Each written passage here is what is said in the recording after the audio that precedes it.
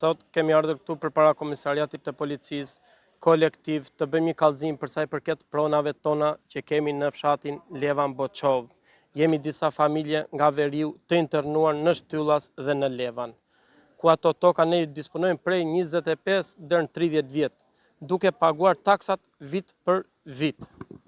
Dhe neve sot shohim që një kompani vjen dhe na dhunon pronat tona që ne kemi me aktin e marrjes toks në pronësi. Kemi një status të veçantë për ato prona që jemi pajisur nga ky shtet.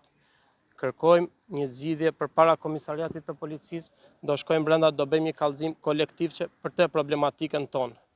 Duam të shkojmë deri në fund kësaj problematike. Kërkojmë mbështetjen e shtetit dhe kërkojmë që mbi tokat tona që ne i mbjellim grur mos të hidhen gur. Këta në qoftë se kanë lidhje dhe me qeverinë, edhe me Perëndin në qoftë se kanë lidhje, te tokat tona nuk kanë asnjë të drejtë të hyjnë dhe të na i dhunojnë. Kërkojmë mbështetje nga policia dhe institucionet më lartë që i përket për këto problematikat tona.